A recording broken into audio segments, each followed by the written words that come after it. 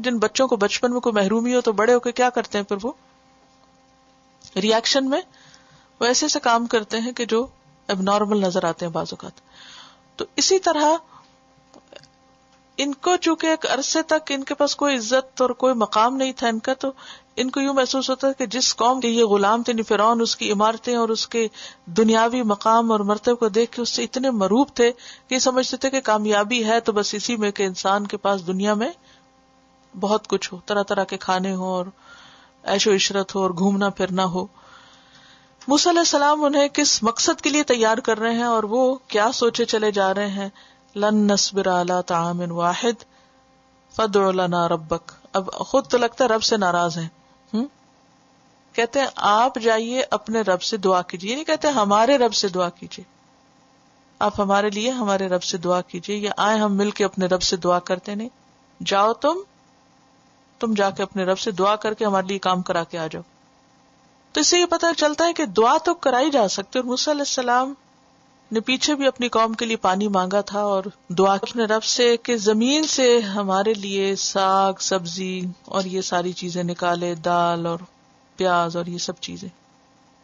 لیکن موسیٰ علیہ السلام کو یہ بات کچھ اچھی نہ لگی اور انہوں نے دعا نہیں مانگی. اس کی بجائے انہوں نے سجیسٹ کیا کہ اچھا جاؤ کہیں سے بھی جا کے لے لو، اس کے لیے دعا کرانے آئے مجھ سے. یہ چیزیں تو ملتی ہیں دنیا میں اور اللہ نے حلال کی ہیں، کوئی حرام نہیں ہے، جاؤ کھاؤ پیو مزے کرو. لیکن تم سوچو تو صحیح، تم کر کیا رہے ہو؟ عقل سے کام لو. اتستبدلون الذی هو ادنی بالذی هو خیر. اچھا دے کے گھٹیا کمتر چیز لے رہے ہو. جیسے پہلے میں نے عرض کیا کہ من اور سلوہ جو ہے وہ آسمانی غذا تھی اور یہ سب چیزیں زمینی غذا تھی. اس میں آپ دیکھیے کہ ایسا نہیں ہے کہ دال گھٹیا چیز ہے، یہ ساگ یا سبزی یہ جو اچھی چیزیں نہیں ہیں. لیکن بات یہ ہے کہ جس شخص کی زندگی میں کوئی مشن ہوتا ہے یا جس شخص کی زندگی میں کوئی بڑے مقاصد ہوتے ہیں، وہ ان چیزوں سے اوپر اٹھ کے سوچتے ہیں، وہ بڑے مقاصد کے لیے سوچتے ہیں. میں نہیں کہتی کہ آپ خواتین ریسیپیز نہ سیکھیں اور اچھے اچھے کھانے نہ بنائیں اور گھر والوں کو نہ کھلائیں، لیکن ہماری ساری زندگی صرف ہماری سارا ٹیلنٹ اور ذہن اور سوچ اور جو بھی اللہ نے دیا وہ سارا اس چیز کے گرد نہیں گھومنا چاہیے. اور خاص طور پر قرآن کے طالب علم کی حیثیت سے ان چیزوں سے آگے بھی سوچنا چاہیے. صرف دنیا کے مزے کے کھانے نہ سوچیں بلکہ جنت کے کھانے بھی سوچیں، اور وہ کچھ کرنا ہی پڑے گا اس کے لیے، اور اس کے لیے بھی محنت کرنی پڑے گی.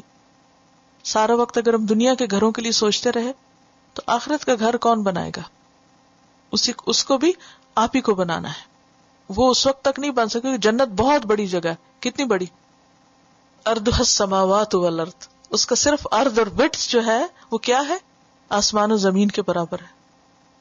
اتنی بڑی جنت، اس کی وسعت، اس سے فائدہ وہی اٹھا سکتا ہے جس کے دل میں وسعت ہو، جس کی سوچ میں وسعت ہو، جو نیکی کے بڑے کاموں کی طرف بڑھے اور نیکی کے معاملے میں چھوٹی سے کام پر راضی نہ ہو، زیادہ سے زیادہ کی فکر میں، آگے سے آگے بڑھنے کی فکر میں ہو.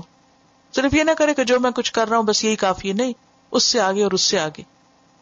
بہرحال تو اس سے کیا پتہ چلتا ہے کہ پیغمبر اپنی قوم کو ڈانٹ بھی سکتا ہے، استاد بھی اپنے شاگرد کو ڈانٹ سکتا ہے جب کوئی ناجائز مطالبہ کرے. اب یہ نہیں کہ وہ حرام مانگ رہے تھے یا کوئی غلط چیز مانگ رہے تھے، بات یہ ہے کہ اللہ نے ان کو چنا تھا، وہ چنے ہوئے لوگ تھے، چنی ہوئی قوم تھی، ان کو کچھ اور مانگنا چاہیے تھا. عربی کا ایک قول ہے، حسنات الابرار سیئات المقربین. حسنات نیکیاں، الابرار عام نیک لوگوں کی، سیئات المقربین مقربین کی وہ برائیاں شمار ہوتی ہیں. نیکی کے وہ کام جو عام لوگ کرتے ہیں، عوام الناس کرتے ہیں، اگر مقربین بھی وہی کرتے رہے تو ان کے حق میں وہ قصور شمار ہوگا، وہ ان کی نیکی نہیں لکھی جائے گی. سمجھ آئی؟ اس کے بعد آپ دیکھیے کہ وَضُرِبَتْ عَلَيْهِمُ الذِّلَّةُ وَالْمَسْكَنَةُ، اس وجہ سے ان پر ذلت و مسکنت طاری کر دی گئی. آج آپ دیکھیں مسلمانوں کے اوپر ذلت و مسکنت کیوں ہے؟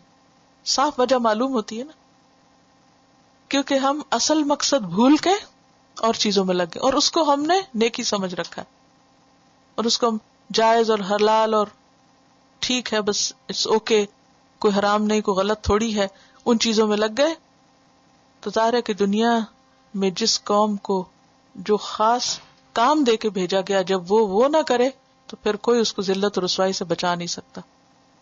بنی اسرائیل کے ساتھ یہی ہوا. وَإِذْ قُلْتُمْ يَا مُوسَىٰ لَن نَّصْبِرَ عَلَىٰ طَعَامٍ وَاحِدٍ فَادْعُ لَنَا رَبَّكَ يُخْرِجْ لَنَا مِمَّا تُنبِتُ الْأَرْضُ مِن بَقْلِهَا